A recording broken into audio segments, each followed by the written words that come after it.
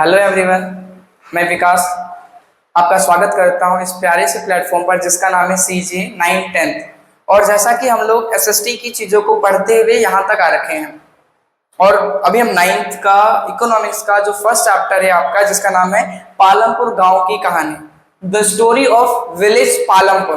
यानी गांव में पूरी की पूरी जो इकोनॉमिक एक्टिविटी होती है वो चलती कैसे है उसके बारे में आपकी 9th क्लास की इस चैप्टर में बताया गया है।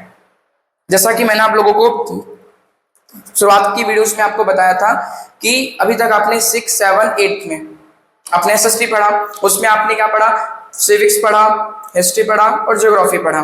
बट 9th में एक आपका अलग से सब्जेक्ट इंट्रोड्यूस होता है जिसको हम अर्थशास्त्र या इकोनॉमी कहते हैं। इकोनॉमी जैसे हमने बताया हिंदी में अर्थशास्त्र। अर्थशास्त्र का मतलब क्या होता है? अर्थ मतलब पैसा, शास्त्र का मतलब होता है सिस्टम, यानी कि पैसे को चलाया कैसे जाता है, किसी भी देश में पैसा चलता कैसे, काम कैसे करता है। और इसके साथ कई बार तो हम इसको एक इस तरीके से और भी परिभाषा को देख लेते हैं। 2 मिनट रुकिए, थोड़ा आवाज का दिक्कत ना हो आपको, मैं कर लेता हूँ। कई बार इसे हम इसलिए भी देखते हैं कि भाई पूरी की पूरी हमारे आसपास में जितने भी संसाधन रिसोर्सेस होते हैं वो लिमिटेड होते हैं। भाई संसाधन तो सीमित है ना, और हम सीमित संसाधन को कितने अच्छे से, लिमिटेड रिसोर्सेज को किस हिसाब से डिस्ट्रीब्यूट करें कि सबको बराबर से इस्तेमाल कर पाए, इसको भी हम इकोनॉमिक्स में पढ़ते हैं, अपने अर्थशास्त्र में पढ़ते हैं। अब जब मैंने बता दी इकोनॉमिक्स में ये सारी चीजें पढ़नी है, 9th क्लास में आपने स्टार्ट ही किया है, तो सबसे पहले हम स्टार्ट करेंगे भाई गांव से स्टार्ट कैसे करते हैं। ये एहसास होता है तो गांव से ही स्टार्टिंग के हम लोग पॉइंट की बात करेंगे कि गांव से स्टार्ट होकर कैसे चलता है। गांव से फिर हम देखेंगे, फिर अपने शहर की बात करेंगे, शहर से फिर देश की बात करें, फिर देश से अपने पूरे इंटरनेशनल लेवल पे बात करेंगे। जिस समय मैं वीडियो बना रहा हूँ इस समय इंटरनेशनल लेवल पे बहुत बड़ा ट्रेड वॉर छिड़ रखा है। अमेरिका के राष्ट्रपति भी हैं जिनका नाम है डोनाल्ड ट्रंप, उन्होंने पूरी दुनिया के ऊपर रेसिप्रोकल टैरिफ लगाने की बात कर रहे हैं, यानी प्रतिक्रिया में मैं आपके ऊपर भी टैरिफ लगा दूंगा। अभी रूस, इन सब कुछ, रूस हो गया, चाइना हो गया, सबके ऊपर चल रहा है ये। तो पहले हम बेसिक से बात करेंगे, ये टैरिफ वगैरह होता क्या है, काम कैसे करता है, वो समझे, वो थोड़ा समझेंगे, आने वाले चैप्टर्स में बात करेंगे। बट उससे पहले हम लोग थोड़ी सी बात कर लेते हैं अपने पालमपुर गांव की कहानी पर। मैं बार बार कहता हूँ कि जो एनसीईआरटी की बुक होती है बहुत अच्छे से डिजाइन किया जाता है बच्चों के लिए, 9th क्लास का स्टूडेंट उसको अच्छे से समझ सके। कैसे समझेगा, उसके लिए बहुत सारे प्रोफेसर मिलकर बहुत ही आपके 9th क्लास के बच्चों की दिमाग के अनुसार सोचते हैं। सबसे पहले उन्होंने देखा कि गांव की एक काल्पनिक स्टोरी को उठाते हैं, एक इमेजिनरी स्टोरी को उठाते हैं, देखते हैं, समझते हैं, उसके बाद बच्चों को समझाने का प्रयास करते हैं। फिर हम बात करेंगे इसमें भाई रिसोर्सेस कौन कौन से होती, और सबसे बड़ी रिसोर्स मैं खुद हूं, आप खुद हो बड़े सबसे बड़े रिसोर्स अपने आप में। जैसे ये माइक है, इस माइक की कोई वैल्यू नहीं है जब तक मानव हम लोग इनका इस्तेमाल ना करें, यानी सबसे इंपॉर्टेंट हो जाता है आपका मानव संसाधन, ह्यूमन रिसोर्स। तो ह्यूमन रिसोर्स बनते कैसे हैं वो अपना सेकंड चैप्टर हम बात करेंगे, पीपल एज अ रिसोर्स, मानव संसाधन के रूप में, वो अगला ही चैप्टर है। फिर हम लोग बात करेंगे भारत में इस हिसाब की स्थिति बन रखी है कि भारत में गरीबों की संख्या बहुत ज्यादा है।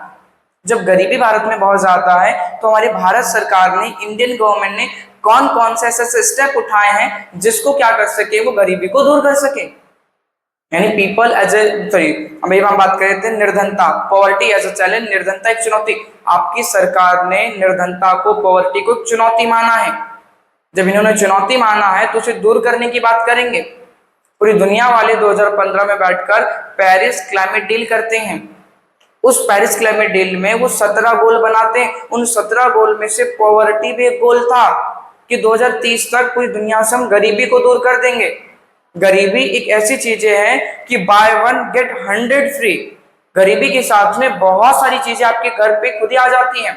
गरीबी है, अशिक्षा आ जाएगी, बेकार हेल्थ आपके पास में आ जाएगा, आसपास का वातावरण बेकार हो जाएगा, सब कुछ बेकार हो जाता है। इस कारण से भारत सरकार ने गरीबी को दूर करने के लिए कौन कौन से कदम उठाए, सरकार ने टारगेट लिया, सरकार ने लोगों की स्कीम्स के माध्यम से मदद भी किया। ये सारी चीजें हम 3rd चैप्टर में देखेंगे। अब हम 4th चैप्टर की बात करते हैं जिसमें हम बात करेंगे सरकार ने देखा भाई गरीबी तो है और कई सारे लोगों को तो खाने की दिक्कत हो रही है, फूड सिक्योरिटी नहीं है इंडिया में। खाद्य सुरक्षा नहीं हो पा रही, तब भारत सरकार 2013 में, शायद 2013-14 सन, अभी थोड़ा मैं कंफ्यूज हो रहा हूँ, फूड सिक्योरिटी एक्ट लेकर आती है 2013 के आसपास, जहां तक मुझे लग रहा है। अब फूड सिक्योरिटी एक्ट में यानी कि खाद्य सुरक्षा अधिनियम, कम से कम इस हिसाब से तो हम बांटें कि ऐसा भी ना हो कि कोई खाकर मर जाए, कोई बिना खाए मरे। इसमें गैप तो बहुत ज्यादा हो जाएगा ना। तो सरकार ने अपनी तरफ से अलग अलग स्कीम्स के माध्यम से, आपने देखा एमएसपी पे सरकार अनाज खरीदती है, बफर स्टॉक में उसे जमा करती है, फिर पीडीएफ्स के माध्यम से यानी पब्लिक डिस्ट्रीब्यूटिंग सिस्टम, सार्वजनिक वितरण प्रणाली के माध्यम से हम लोगों को बांट देती है। जिसे हम राशन कार्ड से गेहूं चावल मिलना कहते हैं, कोटा से मिलना कहते हैं, राशन पे मिलना कहते हैं, अलग अलग जगह पे हम लोग बात करते हैं। ये चीजें अब समझो आपके आसपास जो घटना घटती है उससे आपके 9th क्लास में बताने का प्रयास किया है। मतलब वही मैं अक्सर में बोलता हूँ, बहुत अच्छी बुक होती है। जो भी अपनी बेस को, अपने थिंकिंग को डेवलप करना चाहते हैं, उनको ऐसी एनसीईआरटी की बुक्स को पढ़ना चाहिए। अब आपके स्कूल में ही ये है तो आपके लिए तो बहुत फायदेमंद है सारी चीजें। तो हम इसमें पहले बात करेंगे इंट्रोडक्शन की, पृष्ठभूमि की। गांव में एक्टिविटी, सॉरी, कोई भी प्रकार की जो जीवन निर्वाह की एक्टिविटी होती है वो काम कैसे करती है। इसमें बताया गया, आप एक पालमपुर गांव है, उसके बगल में एक रायगंज थोड़ा बड़ा सा गांव है। पालमपुर गांव में 450 परिवार रहते हैं। ये सब कुछ ऐसे ही केवल हवाबाजी कर रहे हैं और उसके अलावा कुछ नहीं है। आपसे पूछने जो मुद्दा है मैं उस पर बात करनी है। और पहले मैं बता दूं कि यह एक काल्पनिक गांव है। जैसे कई बार होता है ना, फिल्मों में आता है कि इस पूरे के पूरे फिल्म में दर्शाए गए पात्र काल्पनिक है, अगर कहीं से ऐसा कोई मिलता है तो संयोग मात्र कुछ नहीं होगा। तो रियल में इस चैप्टर में भी सारी चीजें काल्पनिक हैं। अगर कुछ भी इसमें मिलता है, कोइंसिडेंट होता है, तो ये केवल संयोग मात्र होगा, इसकी ज्यादा कुछ नहीं। तो यहाँ पर जो हमने बात किया कि इंट्रोडक्शन में कि जो आपके गांव में कौन कौन से एक्टिविटीज होती हैं जिससे बेहतर तरीके से काम हो पाए। सेकेंड हम बात कर रहे हैं, इसमें बात भी करूंगा, समझाऊंगा मैं आपको, ऑर्गेनाइजेशन ऑफ प्रोडक्शन, यानी कि उत्पादन की संगठन। किसी भी चीज का उत्पादन करने के लिए कम से कम किन चीजों की जरूरत पड़ती है। भाई ये तो होनी ही चाहिए, बिना इसके तो नहीं हो पाएगा। कौन सी मुख्य 4-3 चीजें हैं, हम उनकी बात करेंगे। तो एक एक करके चलो बात कर लेते हैं। सबसे पहले आपने बोला कि हमें प्रोडक्शन करना है, तो प्रोडक्शन करने के लिए सबसे पहले जो चाहिए होती है हम लोगों को भूमि चाहिए। क्या चाहिए हमको? भूमि चाहिए, हमको लैंड चाहिए ना। बिना जमीन के क्या हम लोग उस काम को कर पाएंगे? हमको भूमि चाहिए होता है। भूमि पे हम उसको रेंट भी देते हैं, पैसा भी देते हैं, बट अभी वो सारी चीजें अलग चीजें हम मान लेते हैं। आपको प्रोडक्शन करना है, सबसे पहले जो रिक्वायर होगा वो भूमि चाहिए होगा, लैंड चाहिए होगा, जमीन चाहिए होगा। आपको जमीन मिल गया, चलो जमीन मिल गया, अच्छी बात है। जमीन के साथ साथ आपको श्रम चाहिए। क्या चाहिए? श्रम, यानी कि लेबर चाहिए। क्या चाहिए? लेबर चाहिए। क्या चाहिए आपको? लेबर चाहिए आपको। लेबर चाहिए यानी कि श्रमिक चाहिए काम करने के लिए। और श्रमिक भी 2 प्रकार के चाहिए, एक आपको कुशल श्रमिक भी मिले तो भी बेहतर है, तो ये भी चाहिए, और आपको अकुशल भी श्रमिक चाहिए। कुशल अकुशल दोनों श्रमिक चाहिए आपको। कुशल को हम लोग बोलते हैं स्किल्ड वर्कर, इसको हम क्या बोलते हैं? अनस्किल्ड। स्किल्ड अनस्किल्ड दोनों चाहिए होता है। एक घर बनता है, घर में दोनों चाहिए होता है ना। हमें राजमिस्त्री जो चीजों को समझता है वो भी चाहिए होता है, नॉर्मल से मजदूर यानी कि हेल्पर भी चाहिए होता है। आपने देखा ना, जो हेल्पर करते हैं, दिहाड़ी मजदूर जो काम करते हैं, उसको भी लिए भी चाहिए होता है। अब बड़ी बड़ी बिल्डिंगें बनती है, वहां पर काम करने के लिए लेबर की जरूरत पड़ती है। बड़े बड़े इंजीनियर भी काम करते हैं। इंजीनियर आपके स्किल वर्कर हो जाएंगे, जो नॉर्मल तरीके से लेबर काम करते हैं वो आपके क्या हो जाएंगे? अनस्किल्ड वर्कर हो जाएंगे। दोनों चाहिए होगा। अब तीसरी हम लोग बात करते हैं, हम लोगों को बाप बढ़ाना भैया, सबसे बड़ा रुपया। तो हमें क्या चाहिए? रुपया चाहिए, पूंजी चाहिए। पूंजी अर्थात कैपिटल चाहिए। क्या चाहिए? कैपिटल। और कैपिटल का यहाँ पर इस्तेमाल बताया गया है कि 2 जगहों पर हम पैसे को लगाते हैं। 2 जगहों पर पैसे को लगाते हैं। एक जो जगह पर हम पैसे को लगाते हैं उसको हम लोग बोलते हैं, भाई जब हमने पैसा यहाँ पे लगाया तो हमने इसको बोला कि भाई ये क्या है ना, ये क्या है? आपकी स्थायी पूंजी है। क्या है? ये आपकी क्या है? स्थायी पूंजी है, जिसको हम लोग फिक्स्ड कैपिटल हमने नाम दिया। क्या बोला इसको? Fixed capital. दूसरा हम लोगों ने बताया कि कार्यशील पूंजी। दोनों का मतलब ये भी समझाता हूं मैं आपको, ऐसे नाम से भी काफी तक पता चल जा रहा है। इसको हम लोग बोलते हैं वर्किंग कैपिटल। Working capital.